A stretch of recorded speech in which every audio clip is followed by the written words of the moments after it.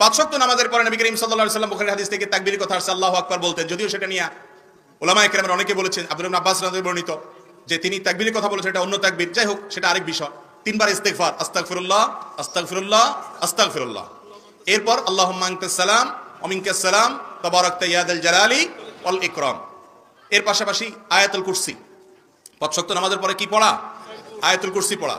এরপর তিন কুল, সূরা ইখলাস, কুল হুয়াল্লাহ, সূরা ফালাক, সূরা নাস। কয়বার করে? আন্দাজে মেরে দিবেন, একবার করে। তিনবার হলো সকাল সন্ধ্যা। আর পাঁচ ওয়াক্ত নামাজের পরে কয়বার? একবার করে। এরপরে আসেন আল্লাহুম্মা আইন্নি আলা যিকরিকা ওয়া শুকরিকা ওয়া হুসনি ইবাদাতিক, একবার। লা ইলাহা ইল্লাল্লাহু ওয়াহদাহু লা শারীকা লাহু লাহুল মুলকু ওয়া লাহুল হামদু আলা কুল্লি শাইইন কাদির, একবার। লা ইলাহা ইল্লাল্লাহু মুখলিসিনা লাহুদ-দ্বীন ওয়ালাউ কারিহাল কাফিরুন, একবার। লা ইলাহা ইল্লাল্লাহু ওয়া না'বুদু ইল্লা ইয়্যাহু বিল ওয়ালিদাইনি ইহসানা, ওয়া লা ইলাহা ইল্লাল্লাহু লাহুল মুলকু ওয়া লাহুল হামদু ওয়া লাহুস সানাউল হাসান, একবার। এই